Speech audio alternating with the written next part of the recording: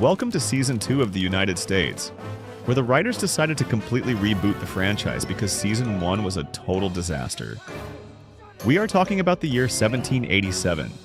The war for independence is won, the British are gone, but the vibe? Absolutely rancid. The US wasn't really a United States yet. It was just a group chat of 13 frenemies who couldn't agree on where to eat lunch. Here's the context. The country was running on a beta operating system called the Articles of Confederation, and it was full of bugs. The central government was broke because it couldn't tax anyone. Inflation was skyrocketing. Imagine crypto crashing, but it's the only money you have. States were literally fighting trade wars with each other. It was anarchy. The breaking point was Shays' Rebellion in Massachusetts. A bunch of angry, unpaid veterans and farmers started burning down courthouses. The government tried to stop them, but realized they had no army and no money to hire one. That was the blue screen of death moment. The elites realized, okay, if we don't patch this glitch, the whole server is going to crash.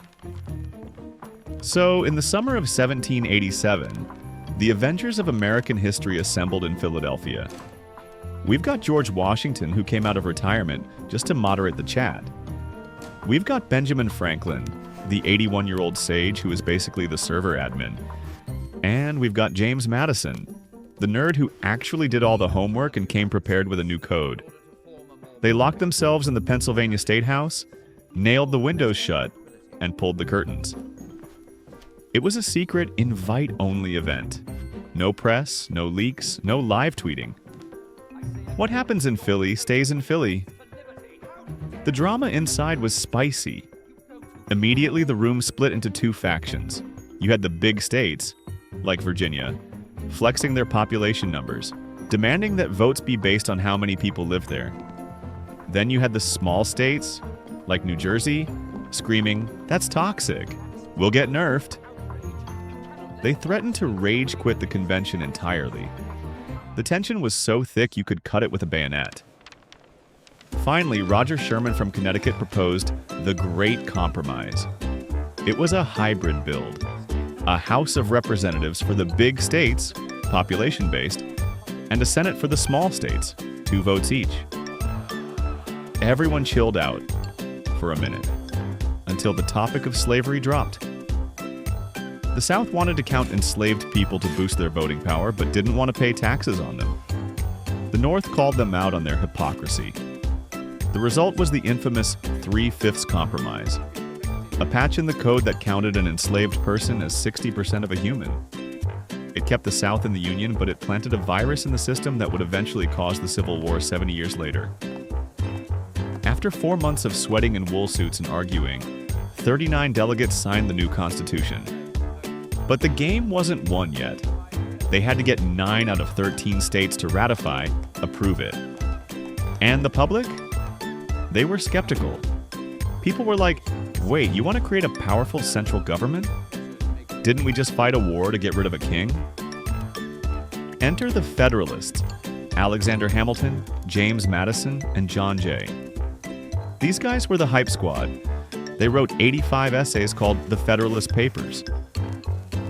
Think of these as a massive Twitter thread explaining why the new update was actually fire. They were spamming the newspapers, arguing that a strong government was necessary to protect freedom, not destroy it. But the Anti-Federalists, the haters, weren't buying it. They clapped back, "Where are our rights? This document says what the government can do, but it doesn't say what it can't do." They demanded a Bill of Rights, a DLC pack that guaranteed freedom of speech, religion, and protection from the cops. The Federalists promised, okay, fine. If you sign the Constitution, we will drop the Bill of Rights update immediately after launch. That promise sealed the deal. One by one, the states voted yes. In 1788, the Constitution became the supreme law of the land. The US officially upgraded from a buggy beta to version 1.0. George Washington was unanimously elected president, the ultimate admin. So 1787 wasn't just a meeting, it was a miracle. A bunch of guys with massive egos managed to agree on a set of rules that somehow didn't result in everyone killing each other.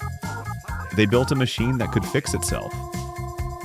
But as Benjamin Franklin walked out of the hall, a lady asked him, "Doctor, what have we got? A republic or a monarchy?" He looked at her and dropped the hardest line in history. "A republic, madam, if you can keep it. The system is live. The characters are locked in. But can this new United States actually survive the open world? Or will the political factions tear it apart from the inside?" Spoiler alert, it gets messy. Smash that like button for the next episode. Peace.